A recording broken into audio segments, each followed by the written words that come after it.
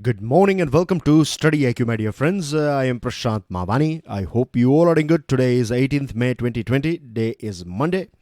I would like to start today's discussion with this quote by Aristotle. Quality is not an act, it is a habit. Quality is something that you have to work for. You have to earn quality. And the way you can earn quality is you have to do that particular thing every single day. You have to do that thing again and again. You have to do it so many times that it becomes your habit or your second nature. Right? And then you will feel, and you will see as well quality in that particular thing. So I want you guys to take any one thing in your life and start doing that thing again and again. And after a few months' time, you will see that you have improved already in that particular thing. With this difference, StudyIQ has launched a smart course. Now, this smart course is designed by some of the best faculties of our country. This smart course is for Civil Services Examination. At present, we are providing EMI option on all our smart courses, right? So 20th May is the last date for this EMI option. So you have 2 days to go. So make the most out of it. To find out more about it, all you have to do is download our mobile application. To download the PDF of today's discussion, I have already shared the PDF of today's discussion on Telegram channel, so do check it out. If you want to follow me, if you want to get in touch with me, then dear friends, this is my FB page here. Please make sure that you share this lecture with other students. Hit the like button if you have learned something from today's discussion, and don't forget to subscribe to our YouTube channel. On our table, we have total 5 articles. First one is about coronavirus. Second one is about reforms in agriculture. Third is about geopolitics of Afghanistan. Fourth one is about police. And the fifth one is about health system. So let's start our discussion with this article, this editorial in fact. It's called Peaking. 15th May 2020. India's coronavirus cases has clocked 85,500 cases and death toll stood at 2,752. Now, to be honest, these numbers are not that big. Now, I'm saying this thing with great responsibility because there are a few things that you have to understand. See, every single day in our country, tuberculosis kills somewhere around 800 people. 800 people per day just by tuberculosis. So if you compare this with the coronavirus, then coronavirus is in fact nothing. The other thing is, this article is also talking about that there are only 10 other countries that have more cases than India. Now the thing is, we have 18% of global population in our country. And if you are seeing 85,500 cases and 2,752, that's out of a population of somewhere around 1.3 billion, then this is, to be honest, nothing. But I'm not saying that we should take it lightly. Of course, we have to follow all the protocols, all those necessary steps like wearing a mask, right? Washing our hands frequently, using sanitizers, and having top-notch etiquettes, health etiquettes.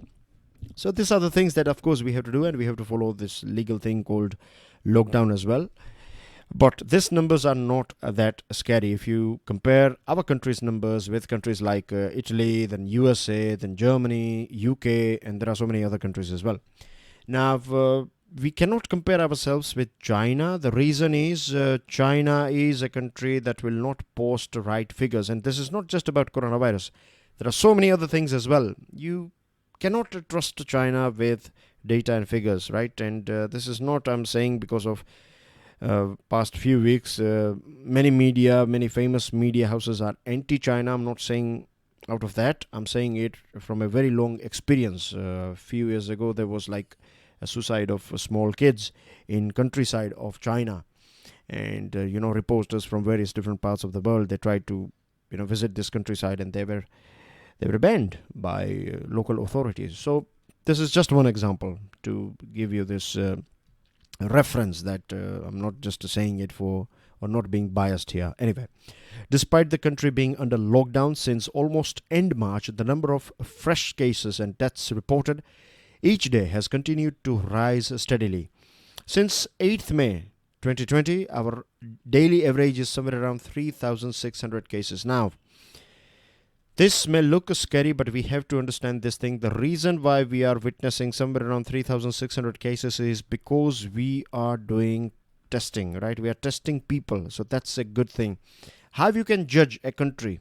It's not by the numbers of cases. It is by the numbers of people getting cured. How many people are okay now? How many people are out of coronavirus? That will matter. That is, the main figure that we have to see. India has not fully utilized the precious lockdown period to increase manifold the number of tests carried out daily while simultaneously tracing, isolating, treating COVID-19 patients. This is something that I agree with. Like UK, a few weeks ago, UK said that they are going to test some 1 lakh people per day. Of course, UK's NHS, National Health Service, is quite deep and quite wide, right? They have money and everything, so they can do that thing. But I think we have manpower. So, judging by our population, I think we should do minimum, I would say, right, 10 lakh tests per day. Or more than that, 15 lakh, 20 lakh, why not? Right? Means we can do it. If we set a target, then India is capable of doing this thing. So we need to conduct this many tests per day. There is one more thing that India should be worried about, and that is that still we have not started our investigation on community transmission. Now we cannot lose any more time, right? Community transmission is witnessed, or we have observed community transmission in various different parts of our country. So people should be aware about this thing. Still, I think people are thinking that we are getting from 1 to 1, like, A and B example that I gave you, A-B example, that if A gets COVID-19 from B, right, then that is not community transmission. But if you get from C, D, E, or you are not sure, when I say C, D, E, that means that you are not sure from where you got this coronavirus. That's when community transmission, that's what community transmission is all about. So we need to start this community transmission investigation as quickly as possible. We are also going to see some big numbers in near future. Once we will lift this lockdown, right, we'll see numbers of asymptomatic transmission taking place. So numbers will go up. So we need to prepare ourselves. We cannot waste our time anymore, right? I'm sure government is not wasting, but still we need to hit the pedal hard, and we need to do everything that we can. We have to make sure that we leave no stone unturned. And then we have wide variation as well in few states like Gujarat. Then you have Maharashtra, you have Punjab, right? Few cases in few states you have number of cases are quite high. In few areas like Northeast, now we are seeing a bit of surge in few states. And then we have imbalance in like states like Bihar. They are not that well equipped when it comes to medical facilities and things. So now these migrants are going back to Bihar and back to UP and other places where grassroots level medical facilities are not that great. So I think that is going to be a bit of problem for us. Moving on to next item, Farmgate in focus. Now, dear friends, before I throw some more light on this topic, let me tell you, if this is your first day watching this Hindu analysis, then I would say that please make sure that you go through Saturday's discussion. I have explained this agricultural related reforms that are injected by or were discussed by Finance Minister. On Saturday's daily financial news analysis as well, I have talked about we discussed this thing for like some 10 minutes, right? This agriculture topic. So I want you guys, if this is your first day, then please make sure that you go through the Hindu analysis of Saturday as well as daily financial news analysis of Saturday. And if you are just watching daily Hindu analysis, then as well I will recommend you guys to go and watch that daily financial news analysis of Saturday, because we have talked about this thing in detail. Now, the most interesting thing that government has done with this Farmgate reforms or this agricultural reforms in recent past is that the decision to channel the funds to agricultural cooperatives, FPOs, that is farmer producer organizations, rural entrepreneurs and startups is also encouraging, as it lays the onus of creating the appropriate infrastructure or logistics solution largely on the principal beneficiaries, and that is the farmers themselves. So government is going to inject money, or government is giving money to this agricultural cooperatives, FPOs, and rural entrepreneurs and startups. So basically government is giving money in the hands of the farmers. So now they will decide where they means. So far we have seen this argument that farmers have been saying something else, government is listening something else. So we saw a gap in what they are telling and what they are listening. But now the money will be given to farmers, so they can do what they means. They can implement those changes that they were asking for. Then two important things that we find here is that APMC regime, right? We know that we have discussed this thing, that now farmers can directly sell this item to. You don't have to give it to APMC. You can directly sell your produce to customers. Earlier on, farmers used to get wholesale price, right? He used to buy things in retail and used to sell things in or at wholesale price. But now he would be able to fetch a retail price. So that will increase the income of our farmers. And he will also have this pre-sowing contracts with big companies. I'll just give you one example. This will help you understand what I mean. So just imagine that you have big supermarket chain XYZ, and you find this XYZ in various different towns and cities and metro cities of our country. Now, how they do is, means how this big retail chains, how they work is they buy things in bulk. So let's say if they are selling 1 lakh kilo of rice, for example, per month. This is just a rough example for your understanding, so don't go through, I'm not telling you the right figures. I'm not sure about how many kilo of rice they are selling per month. This is just for your understanding. So anyway, so let's say they are selling 100 kilo rice per month. So what they will do is they will negotiate directly with farmers or big traders. But what now with this pre-sowing thing, what they will do is, if they know that they are selling 100 kilo rice every month, they will buy yearly rice, right? This whole year's rice purchase will be done, or they will be procured in one shot. So what they will do is they will ask farmers that if you give us, let's say, 5 kilo rice, then we will give you this much money. So farmer will take, let's say, 1 rupee or something out of this 5 rupees. So he'll start doing his work, and in installments he will get money from them. And by the time he provides this thing to this big company, he will get the full 5 rupees. So again, rough example. So what I'm saying is that basically with this pre-sowing contracts, farmers will have a customer before the product is ready. And then you have this minimum support price as well, MSP. So if you don't get enough price from market, then you can sell it to government. And then you have two big parties purchasing things from farmers. So here farmers will have, when you have this competition between both of them, then I think farmers will benefit. So this is just a big picture that I am presenting in front of you, right? Moving on to next item. This one is about Afghanistan. Now, before we jump on to Afghanistan, let me tell you a few things. And I'm basically disappointed with this a few things. So here, first of all, let me show you. As you can see here, right, we share a very tiny border with Afghanistan. Now, this is, of course, a proper map of our country.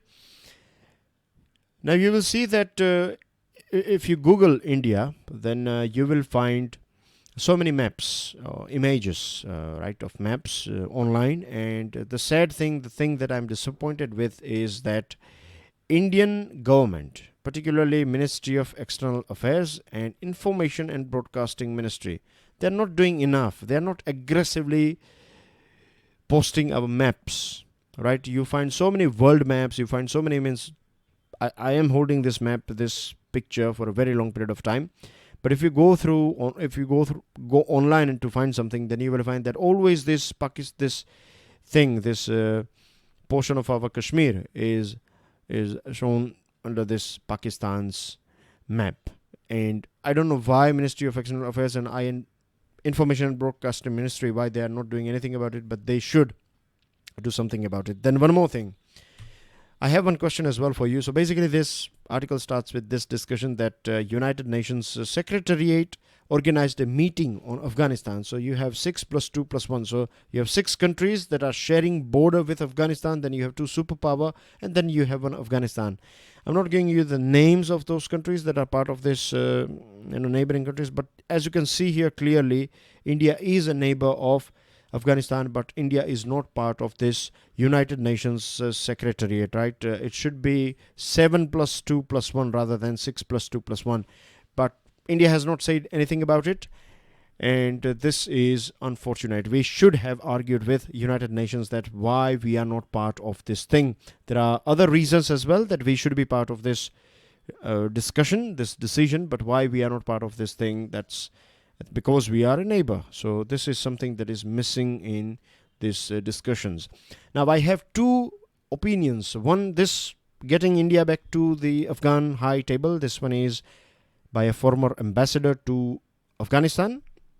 And I have one interview for you guys, and this interview is published in one of the news page of the Hindu newspaper of today. And that viewpoint is also from a former Indian ambassador to Afghanistan. So we have 2 different former diplomats who are talking about one particular thing. So this is going to be interesting. Now, India's foreign and security policy planners have not pursued nimble approaches. That means swift or quick approaches.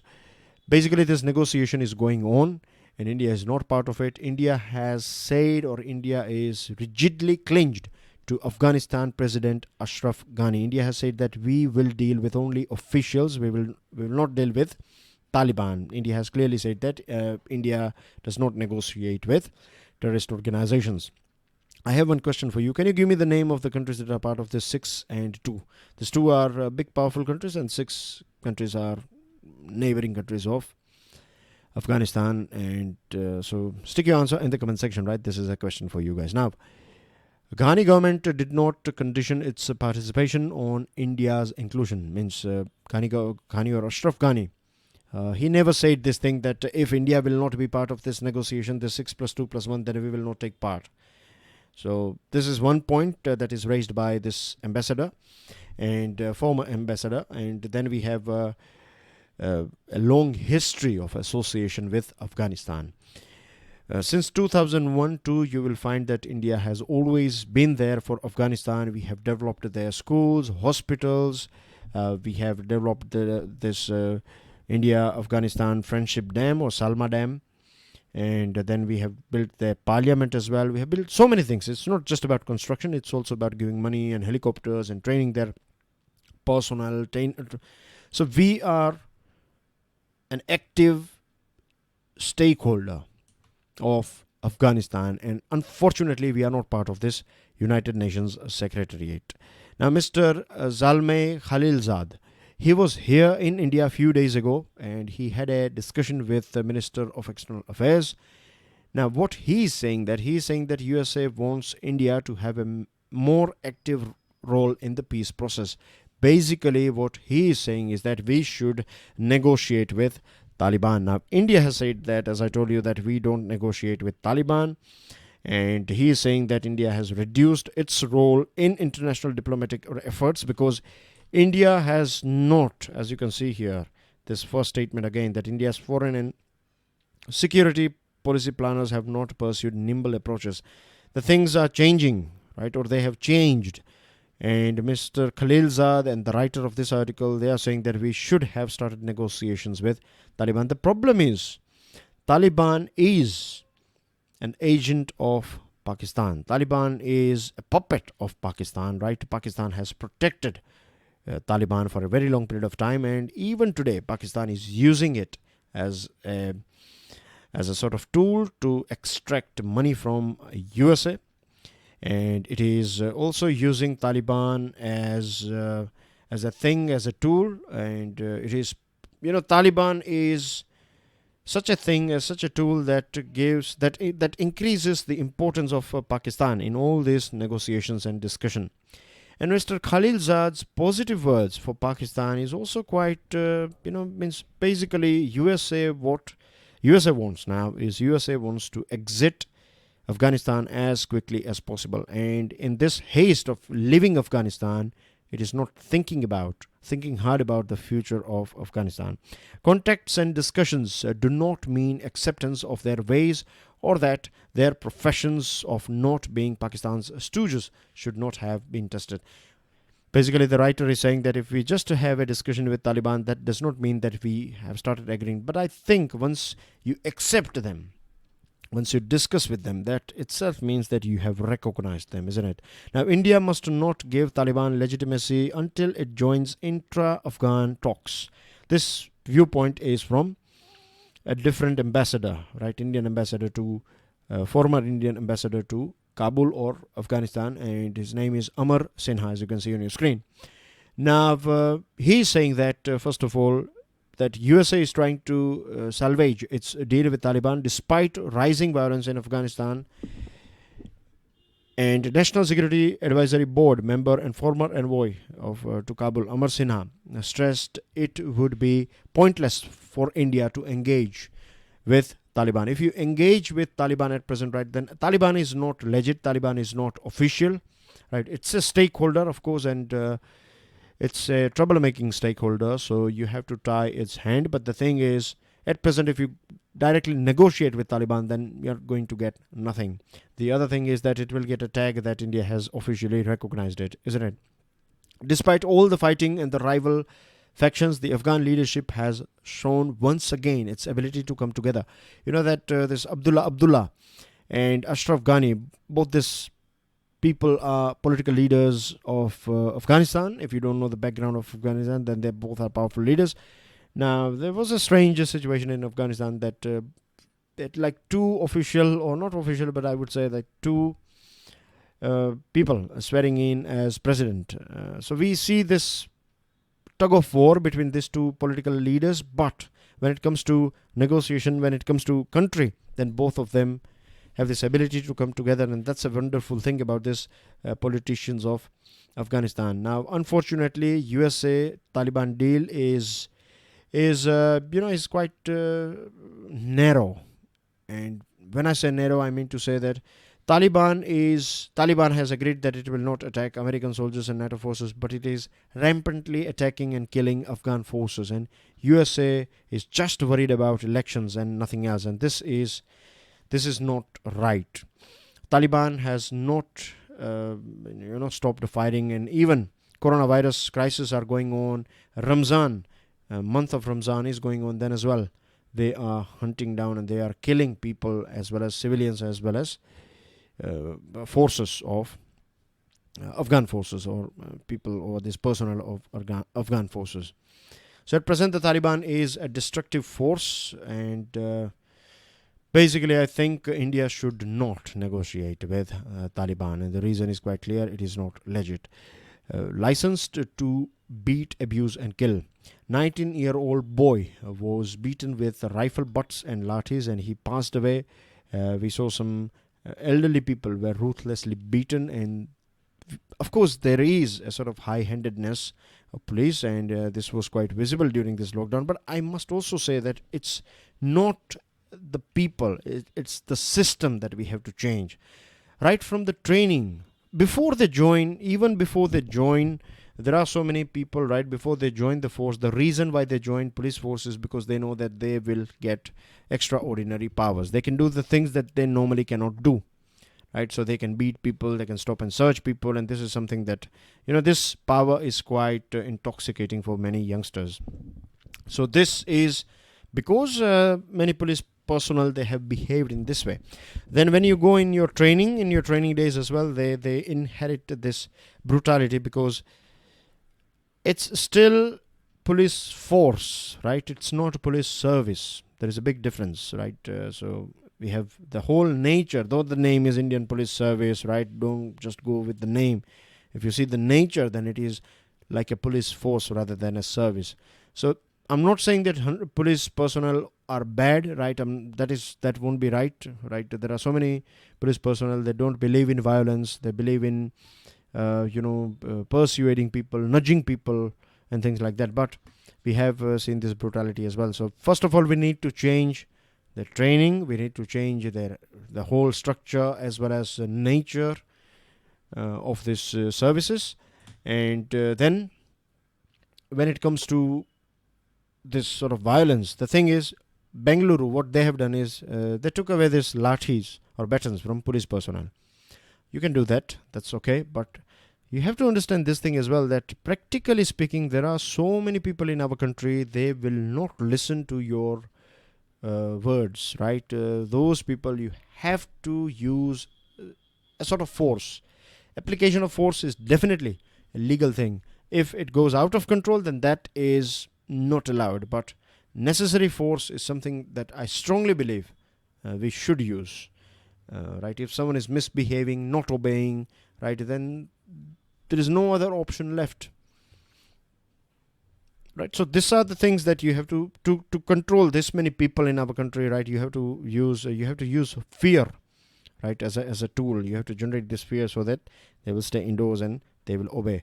Then we have to recruit more people, right? Too much pressure on police personnel. United Nations recommends 222 police personnel, but we have just 100 police personnel per 1 lakh population. Moving on to the last item of the day, it is about where is health in the stimulus package. Now this article is explaining things like a match of cricket, right? Our bowlers have done well to limit the COVID-19 score and flatten the curve, and here our bowlers are basically this frontline medical and health workers, of course. Now, before this whole episode of coronavirus, you know that our economy was not doing that great. 2019-20 GDP growth was projected to somewhere around 4.1%. Now things are going to be more bad, and as of 16th May 2020, unemployment rate has clocked 24%. So this is going to be a bit difficult. Now Prime Minister Modi has launched a 20 lakh crore stimulus package, as we know. Now this article is saying that what we need to do is we need to improve our health delivery system, because many states, they have very fragile, very weak health delivery system, like Bihar, and more people are going back. They are going back home, so they may carry this virus and they may create this coronavirus cases in remote area of Bihar and other places. So investment in health is one of the most important thing. From last 1 decade or something, we have just invested 1.15% of our GDP after our health, which is insufficient. In our country, 93% of all hospitals are private hospitals. 64% of all hospitals beds are private, and 80 to 85% of all doctors, they work in private sector. So things are a bit expensive here. What we need is universal health coverage. For that, government has to invest more money. And this article is suggesting that at least 1% of our GDP out of this stimulus package, we need to add one more percent. So basically 2.5 or something, 2.5% of our GDP should be spent or invested for our health. And I think our approach should be more proactive rather than reactive. Moving on to news items, dear friends, things that are allowed, things that are not allowed, you can find them on your screen. So all you have to do is download the PDF. PDF is already available on my Telegram channel. Check it out, download it and go through it. Right. Central government has decided to extend lockdown till 31st May, and this is because the National Disaster Management Authority has directed the center and the state governments to continue the lockdown. Center throws open all sectors to private players. Health, states, their boring ceiling has been increased, so disinvestment will be done. Unemployment, MG Narega allocation has been hiked. Industry, fresh insolvency proceeding suspended for a year. And when it comes to states, they can borrow more money. Earlier on, the cap was 3% of their gross state domestic product. I'm talking about this 3% fiscal deficit. Now it is increased to 5%. So states will be able to borrow more. Want to know more about it? Then I do welcome all of you to Daily Financial News Analysis. Right, in today's news analysis, financial news analysis, we will talk about this thing in detail. And COVID-19 cases see sudden jump in Northeast. Rajasthan High Court issues directions to control COVID-19 infection in jails. 588 Indians reach Kochi from Maldives. And then you have this small girl, right, Telugu girl. She wrote personalized cards to healthcare workers, and she's honored by President Trump. and Odisha braces for severe cyclonic storm Amphan. And that's everything in today's discussion. Thank you very much for watching this video. Stick your answer in the comment section. I'll see you soon with daily financial news analysis. Till then, enjoy your studies. God bless you all. Jai Hind.